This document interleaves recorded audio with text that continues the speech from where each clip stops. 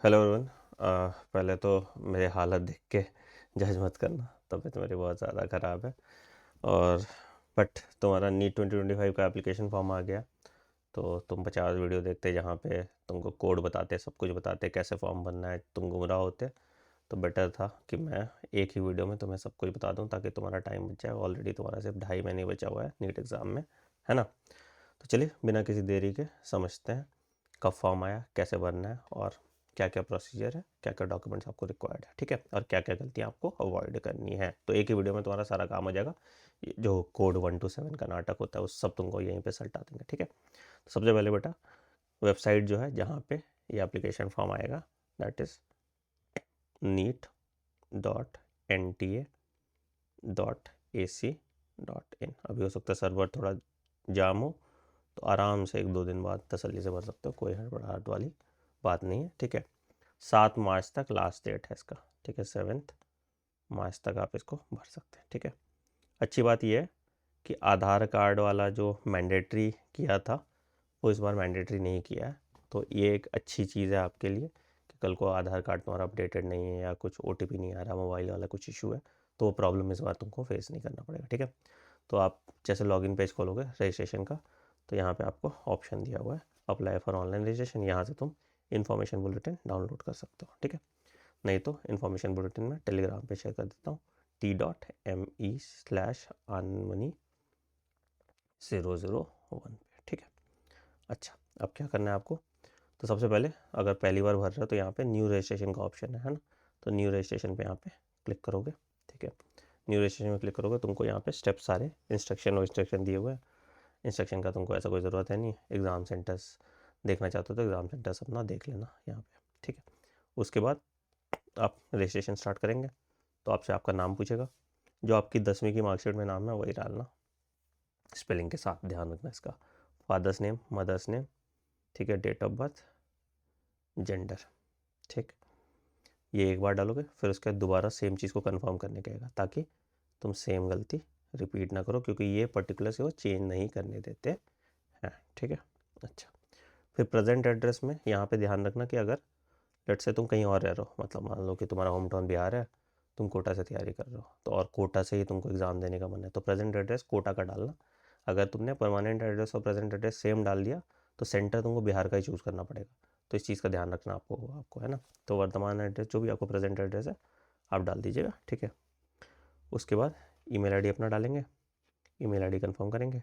Mobile number अपना डालेंगे, mobile number confirm करेंगे, और अगर कोई अल्टरनेट नंबर है तो वो भी डाल देंगे, ठीक है। अगर परमानेंट और प्रेजेंट एड्रेस सेम है तो टिक मार देना, नहीं है तो कोई दिक्कत नहीं, ठीक है। पासवर्ड अपना चूज़ करेंगे, ठीक है, और कंफर्म पासवर्ड करेंगे। सिक्योरिटी क्वेश्चन है, कुछ भी आंसर दे देना उसका। और यहाँ पे देख लेना कि जो ये लेटर है, कैप्चा कहते हैं इसको, ये केस सेंसिटिव होता है, मतलब स्मॉल लेटर कैपिटल लेटर दोनों देख लेना और सबमिट कर देना। सबमिट करने का ऑप्शन आएगा, ये बोलेगा भाई फिर से एक बार देख लो सब कुछ ठीक है, सही हो जाएगा। तो उसके बाद ये OTP भेजेगा, OTP भेजेगा यहाँ पे गिवन मोबाइल नंबर पे OTP भेजेगा। OTP डालिएगा, सबमिट कर दीजिएगा रजिस्ट्रेशन फॉर्म। तो इस तरह से आपका रजिस्ट्रेशन फॉर्म सबमिट हो जाएगा, ठीक है। उसके बाद अब आप अपना डिटेल भरना स्टार्ट कीजिएगा, बाकी सारे, ठीक है। तो अब यहाँ पे आओगे तो ये वाले पेज पे आ जाओगे आप फिर, ठीक है। तो यहाँ पे आप आ गया आपका कि कॉन्टैक्ट डिटेल आपका हो गया कंप्लीट, ठीक है। उसके बाद अब पर्सनल डिटेल भी आप डालोगे, फिर आइडेंटिटी डिटेल है, फिर आपार ID की बात कर रहा है, उसकी बात अभी बताएंगे, ठीक है। और उसके फिर आगे की चीज़ों की बात करेंगे, ठीक है।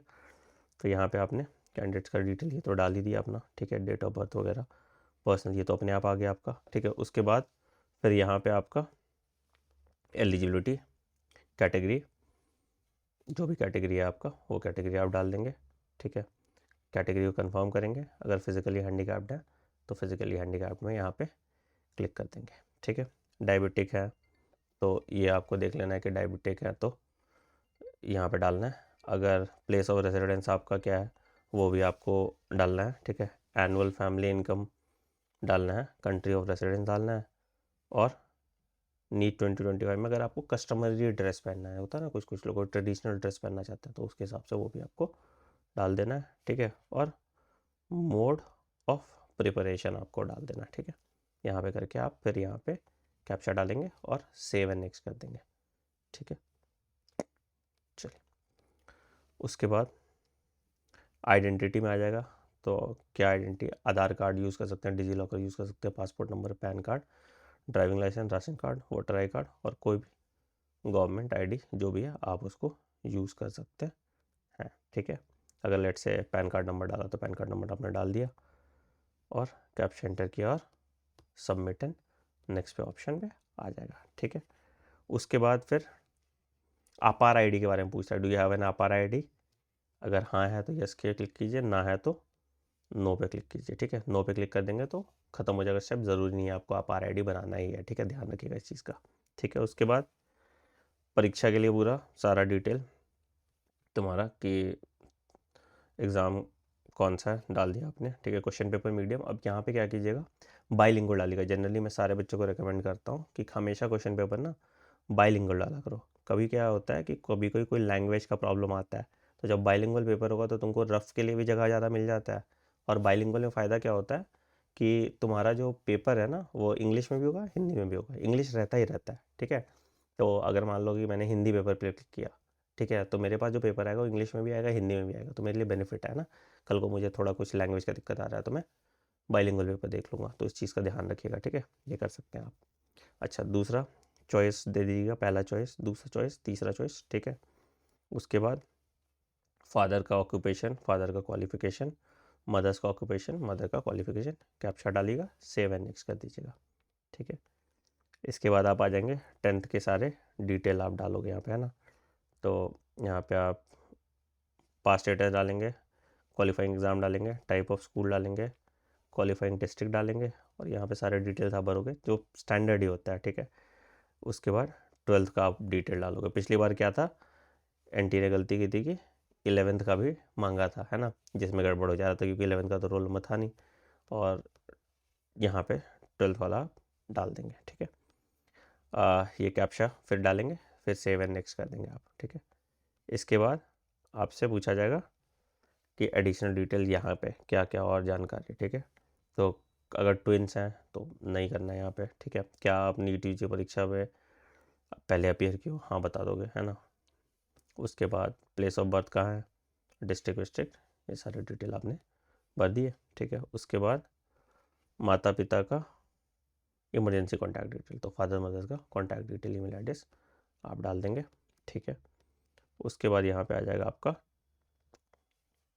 मोबाइल नंबर है, ईमेल आईडी है, तो मोबाइल नंबर पे ओटीपी आएगा और ईमेल आईडी पे ओटीपी आएगा, तो इससे तुम्हारा वेरीफाई हो जाएगा मोबाइल नंबर और ईमेल आईडी। उसके बाद ठीक है, फिर आएगा डॉक्यूमेंट अपलोड करना। आप देखिए कौन कौन सा डॉक्यूमेंट आपको अपलोड करना है। सबसे इंपॉर्टेंट है जो अभी तुमको तुरंत चाहिए होगा, पासपोर्ट साइज फोटोग्राफ, 80% चेहरा दिखना चाहिए बिना मास्क के, ठीक है। वाइट बैकग्राउंड होना चाहिए।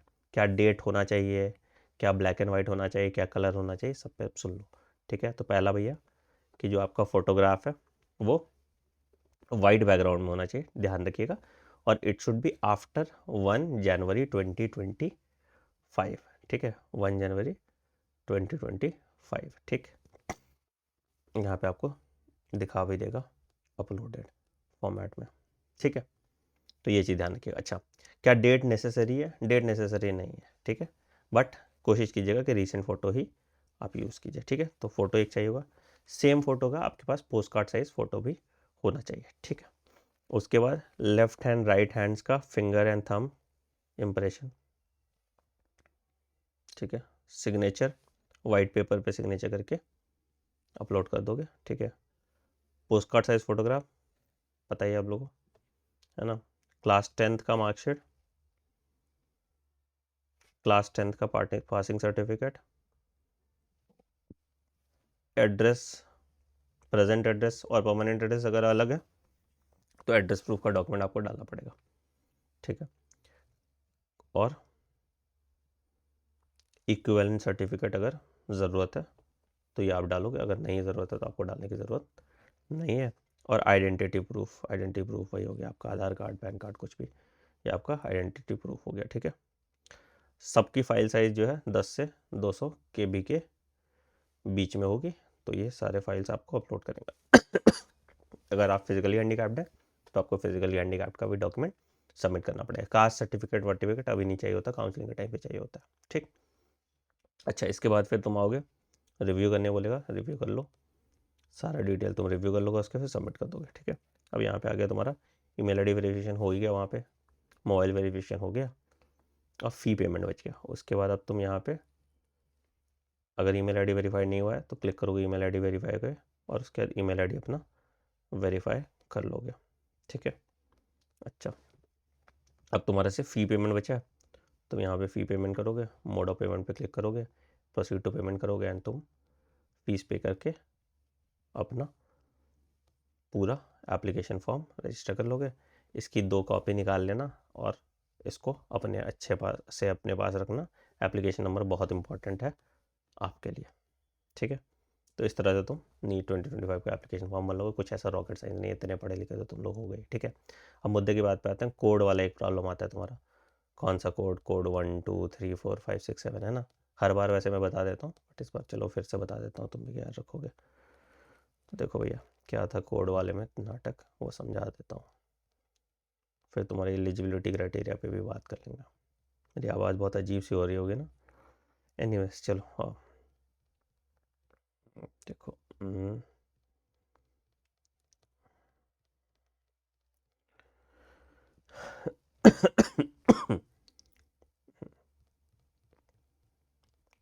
बाकी पूरा कोई और डिटेल पढ़ने की तुम्हें ज़रूरत है नहीं इसमें, है ना। देखो कहाँ चला गया यार।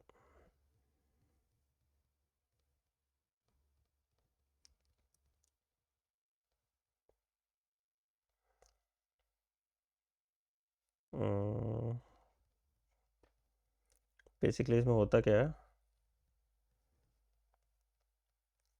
एक सेकेंड बस, आ गया ना।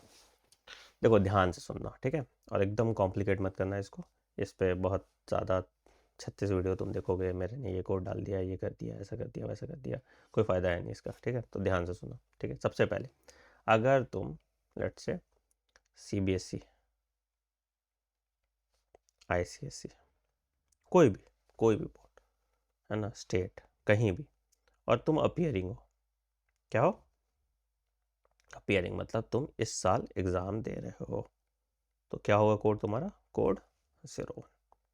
ठीक, कोई भी, ठीक, टाइप ऑफ सब्जेक्ट क्या होना चाहिए, PCB। ठीक, कितने परसेंट मार्क्स होने चाहिए, 50% एग्रीगेट PCB का। ठीक, कोड 2 क्या है, तुमने 12th पास कर लिया, कहाँ से पास किया, CBSE से, लेट्स से CBSE हो गया, या ICSE से पास किया। ठीक है,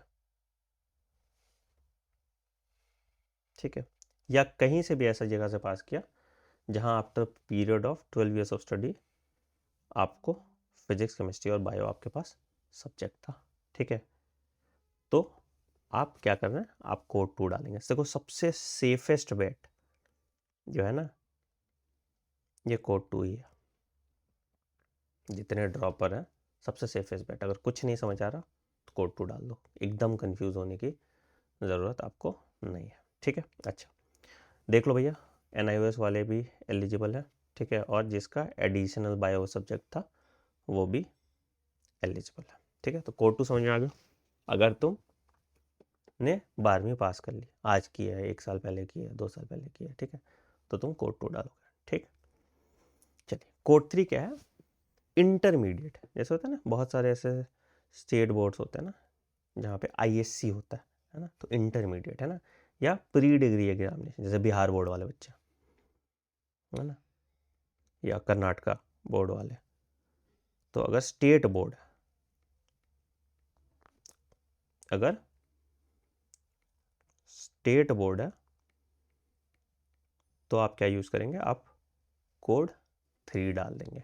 ठीक है, अच्छा कोड 4 में क्या आ गया भैया, प्री प्रोफेशनल या प्री मेडिकल एग्ज़ाम आपने किया with physics, chemistry, biology, biotechnology. ठीक है, एंड इंग्लिश पासिंग, तो ये आप क्या डाल दोगे, कोड 4 डाल दोगे। ठीक है, अब ये कोड 4 का रेलेवेंस आपके लिए उतना ज़्यादा है नहीं। ठीक है, तो कोड 4 में आप यहाँ पे उसका रेलेवेंस मत डालिए। ठीक है, कोड 5 की बात करें, कोड 5 में क्या हो गया, first year of the 3-year degree course recognised by university with physics, chemistry and biology. तो अगर मान लो तुम BSc वैसी सब कर रहे हो, ठीक है, तो आपको कोड 5 डालना है। और अगर BSc एग्ज़ाम तुमने पास कर लियो, अगर कर रहे हो, जैसे let's say first and second year, तो कोड 5 डाल देना। और अगर पास कर चुके हो तो कोड 6 डाल देना, ठीक है। और कोड 7 कब है कि एनी अदर एग्ज़ाम, ठीक है, लेट्स से कहीं तुम्हारा कोई क्राइटेरिया यहाँ पे नहीं आ रहा, ठीक है, तो देन कोड 7 डाल देना, ठीक है। बट अगेन मैं बता रहा हूँ, बहुत बेसिक रिकमेंडेशन जो मेरा जनरली बच्चों को, कॉम्प्लिकेट मत कीजिए चीज़ें, है ना। लेट्स से कि तुम BSc में एडमिशन लियो, ठीक है, फर्स्ट ईयर सेकंड ईयर या, ठीक है, कोड 2 डालो, है ना, इतना कॉम्प्लिकेट मत करो, ठीक है। तुमको बस एक माइग्रेशन का दिक्कत आएगा, काउंसलिंग का टाइम वो मैनेज हो जाता है, ठीक है। तो इसमें अगर 12वीं पास हो और CBSE ICSE बोर्ड से तो कोड 2 यूज़ कर लो, अगर स्टेट बोर्ड से हो तो कोड 3 यूज़ कर लो, और अगर अपीयरिंग हो कहीं से भी तो कोड 1 यूज़ कर लो, ठीक है। बाकी जितना देखोगे उतना ज़्यादा ही कंफ्यूज करोगे तुम लोग, ठीक है। कुछ और क्वेरीज हैं, कुछ और चीज़ें हैं तो कमेंट सेक्शन में मेंशन कर देना। एक और इम्पॉर्टेंट अपडेट है तुम लोगों के लिए बेटा, तो हमने ना अपने ऑफलाइन सेंटर पे एक क्रैश कोर्स लॉन्च किया है। अब ये देखो कैसा क्रैश कोर्स है वो तुम समझो पहले, ठीक है। तो 2 कोर्स है ऐसे। एक तो वो बच्चे होंगे बेटा जो अभी एकदम ज़ीरो लेवल पे है, ठीक है, और वो अब यहाँ से 400 नंबर तक लाना चाहते हैं, ठीक है। तो उनके लिए हमने लॉन्च किया नीट 2025 का क्वालिफायर बूट कैम्प, ठीक है। मतलब ये ऑफलाइन बैच है, तुम हमारे सेंटर पे आके 60 दिन रिगरस मेरे साथ पढ़ाई करोगे। और यहाँ पे हम क्या करेंगे, पूरे बायोलॉजी का रिवीजन अच्छे से और पढ़ाई अच्छे से, ठीक है, केमिस्ट्री पूरा अच्छे से, और फिजिक्स के इंपॉर्टेंट टॉपिक्स हम कराएंगे ताकि तुम अगले 60 दिन में कोशिश करो 400 नंबर तक ला पाओ, ठीक है। देखो हम रियलिस्टिक टारगेट रखते हैं। तो ये बैच आपका 1 मार्च से स्टार्ट हो रहा है, तो आप लोग आ सकते हैं। इसका सेंटर वेंटर का डिटेल सब आपको, हेल्पलाइन नंबर है यहाँ पे मिल जाएगा, ठीक है। अब दूसरे ऐसे बच्चे हैं लेट से जो आपका स्कोर बूस्ट करना चाहते हैं, मतलब अभी 400, 450, 500, 550 नंबर ला रहे हैं, तो उनके लिए हमने स्कोर बूस्टर बैच लॉन्च किया, जहाँ पे एक टॉपिक पढ़ाएंगे, फटाफट उसका रिव्यू कराएंगे, उसका टेस्ट कराएंगे। तो यहाँ पे हम लोग टेस्टिंग पे ज़्यादा फोकस करेंगे, रिवीजन पे ज़्यादा फोकस करेंगे। तो ये स्कोर बूस्टर बैच है जहाँ पे जो 400 स्कोर कर रहे हैं उनके लिए, ठीक है। तो आप अपने हिसाब से जो भी बैच में आप रजिस्टर करना चाहते हो आप यहाँ रजिस्ट्रेशन कर सकते हो। रजिस्ट्रेशन अमाउंट 5000 रुपीज़ है, और पूरे बैच की जो फीस है दैट इज़ 30,000 इंक्लूडिंग रहना खाना, है ना। तो ज़्यादा डिटेल के लिए अगेन आप इस नंबर पे कॉल कर लीजिए। ये टोटल फीस है 35,000, सॉरी, है ना। तो total fees is 35,000, registration fees is 5,000। तो 5,000 रुपीज़ दे के आप अपनी सीट ब्लॉक कर लीजिए। 50 सीट हम स्कोर बूस्टर बैच में रखेंगे और 50 सीट हम आपका क्वालिफायर बैच में रखेंगे। बट ये आपका लास्ट अटेम्प्ट होगा, one serious attempt to save this years of you, ठीक है। तो इस चीज़ को ध्यान में रखिएगा। बाकी कोई भी सवाल हो कमेंट सेक्शन में मेंशन कीजिएगा। वीडियो पसंद है वीडियो को लाइक कीजिएगा, चैनल को सब्सक्राइब कर लीजिए एंड बेल आइकन दबाइएगा ताकि आप कोई नोटिफिकेशन मिस ना करें। मिलते हैं अगले वीडियो में। Take care, bye bye, have a great day, thank you.